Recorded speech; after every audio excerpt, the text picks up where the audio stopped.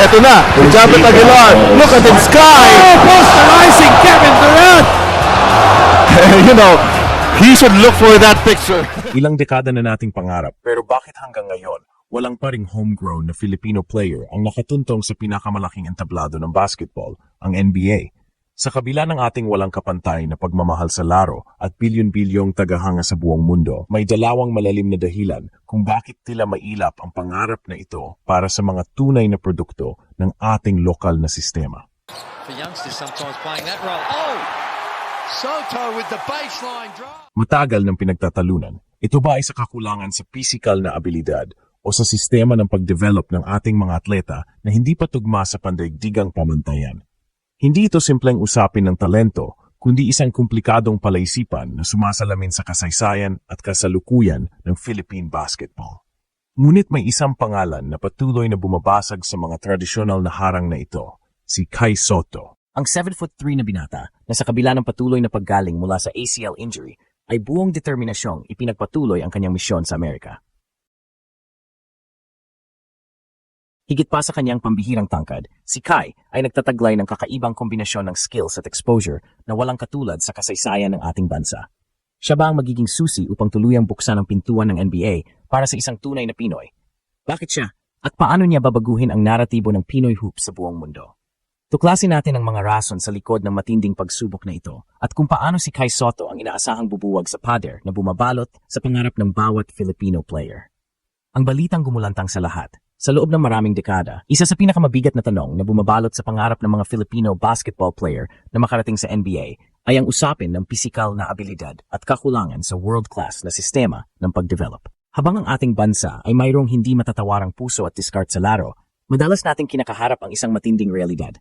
Ang pandaigdigang pamantayan sa basketball, lalo na sa NBA, ay humihingi ng isang antas ng tangkad, lakas, at athleticism na bihira nating makita sa mga homegrown na Pinoy.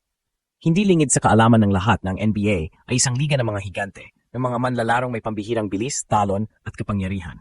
Ito ang baseline na inaasahan sa pinakamataas na antas.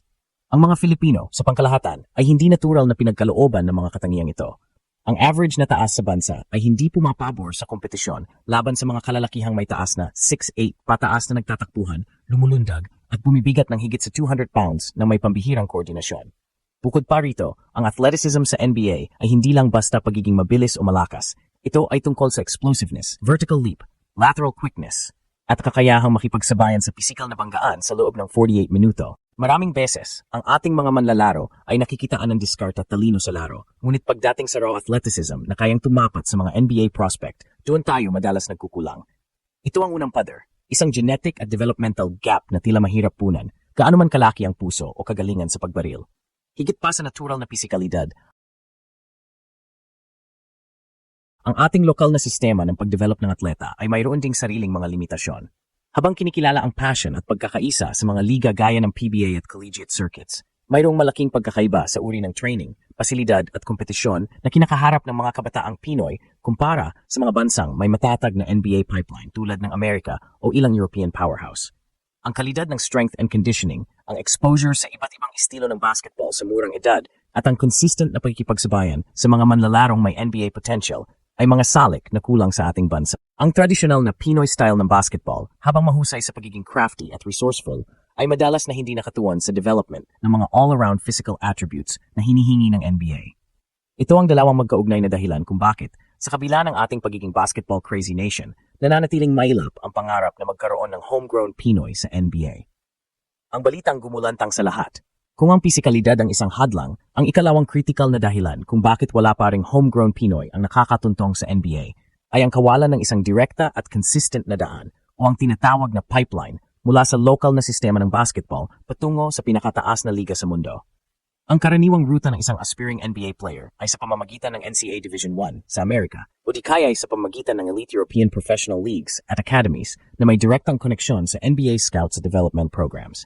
Sa Pilipinas, ang ating basketball landscape ay dominado ng UAP, collegiate at PBA. Habang ang mga ligang ito ay may mataas na antas ng kompetisyon sa lokal at nagpo-produce ng mga alamat sa ating bansa, ang uri ng laro, ang pace at ang defensive schemes ay naiba sa hinihingi ng NBA. Ang exposure ay isa ring malaking issue. Ang mga NBA scout ay madalas na mga dambuhalang torneo sa Amerika, sa mga top-tier na kolehiyo, at sa mga piling international youth tournaments.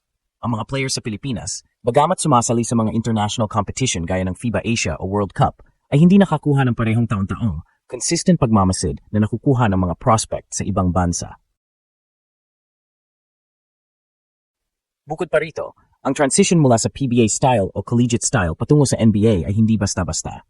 Kinakailangan ang malaking adjustment sa bilis ng laro, sa komplikadong plays, sa physicality, at sa iba't ibang defensive responsibilities na walang kapantay sa lokal na liga. Ang kakulangan ng dedicated NBA-level developmental coaches, nutritionists, at strength and conditioning specialists na nakatutok sa paghahanda ng isang player particular para sa NBA ay isa ring malaking gap. Ang mga Phil-foreigners na nakatuntong o malapit na makatong sa NBA ay dumaan sa ibang ruta. Karaniwan ay nabuo sa sistema ng American high school at college basketball na mas direktang aligned sa NBA development. Ang isang tunay na homegrown na lumaki at nag-aral ng basketball sa Pilipinas at nagnais na direktang tumalon mula rito patungo sa NBA ay tila kinakaharap ang isang napakalaking balakid na hindi lang talento ang batayan. Ito ay usapin ng infrastruktura, exposure at ng isang sistema na sadyang idinisenyo upang mag-produce ng NBA caliber athletes. Ang dalawang dahilan na ito, ang limitasyon sa pisikal na abilidad ng karamihan at ang kawalan ng direktang NBA pipeline ay nagsasama-sama upang maging isang malaking pader na tila imposibleng buwagin para sa mga pangarap ng ating mga kababayan. Ang balitang gumulantang sa lahat, kung mayroon mang isang pangalan na patuloy na gumugulat sa lahat at nagbibigay pag-asa na babasagin ang matagal ng sumpa, ito ay walang iba kundi si Kai Sotto. Sa 7'3" niyang tangkad, ipinanganak na si Kai na may isang pambihirang katangiang pisikal na wala sa karamihan ng mga Pinoy. Ito ang kanyang natural na panimulang bentahe na direktang sumasagot sa isa sa dalawang malaking dahilan kung bakit walang paring homegrown na Pinoy sa NBA.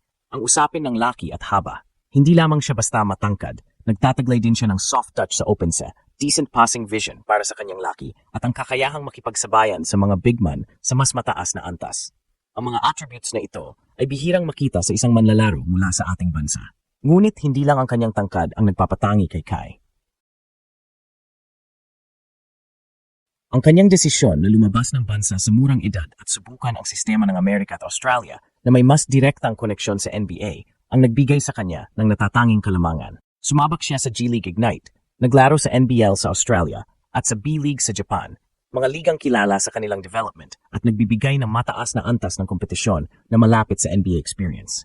Nakipagsabayan siya sa mga dating NBA players at mga high-level international prospects na nagbigay sa kanya ng exposure at karanasan na hindi kailanman nakuha ng sinumang homegrown Pinoy sa kasaysayan. Ang kanyang patuloy na paglaban sa kabila ng mga pagsubok tulad ng pagiging undrafted at ang kasalukuyang paggaling mula sa ACL injury na kasalukuyan pa rin niyang visibly recovering ay patunay sa kanyang determinasyon. Si Kai ang kumakatawan sa hybrid na diskarte.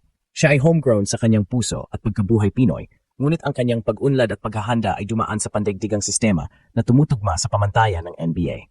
Siya ang sumasalamin sa posibilidad na buwagin ang ikalawang pader, ang kawalan ng direktang pipeline,